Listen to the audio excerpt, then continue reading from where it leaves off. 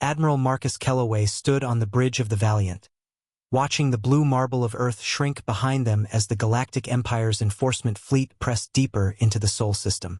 The humans had defied the Empire's taxation edicts one too many times, and now the Hegemony Council had authorized a demonstration of power that would bring these stubborn primitives to heel.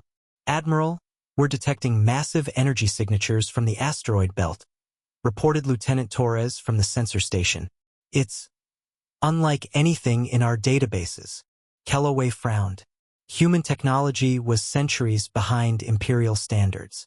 Their fusion drives barely qualified as interplanetary propulsion, and their weapons were crude kinetic projectiles. What could possibly? The view screen exploded with light as something enormous emerged from behind the dwarf planet Ceres. The object defied comprehension. A vessel so vast it dwarfed even the Empire's dreadnoughts, stretching nearly 50 kilometers from bow to stern. Its hull was a patchwork of salvaged Imperial technology, human ingenuity, and something else entirely: crystalline formations that pulsed with otherworldly energy. "Impossible," breathed Kellaway. "How did they build something of that magnitude without our knowledge?" On Earth, Director Elena Rodriguez watched from the hidden command bunker beneath the Sahara Desert. For 30 years, humanity had been preparing for this moment.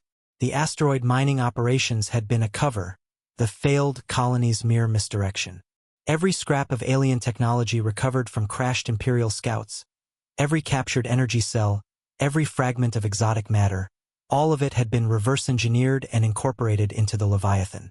"Ma'am, the Imperial fleet is requesting immediate surrender," reported Commander Jackson, his voice tight with controlled excitement. "Open a channel," Rodriguez ordered. Admiral Kellaway's image appeared on the main screen, his blue-scaled Altarian features twisted in confusion and barely concealed fear. "I am Admiral Kellaway of the Galactic Empire. You will power down that vessel immediately and submit to Imperial authority." Rodriguez smiled coldly.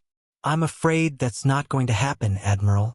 You see, while your empire has been busy conquering primitive worlds, we've been busy learning. Every piece of your technology that accidentally crashed on our world, every energy signature we detected from your patrols, we studied it all." The Leviathan began to move, its massive bulk accelerating impossibly fast. The crystalline formations along its hull blazed brighter, and space itself seemed to ripple around the Supercarrier. "Those crystals," gasped Lieutenant Torres.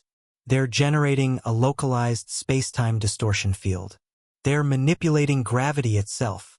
Kellaway's eyes widened as he recognized the technology. "That's impossible. Graviton manipulation requires quantum crystalline matrices that only the ancients possessed.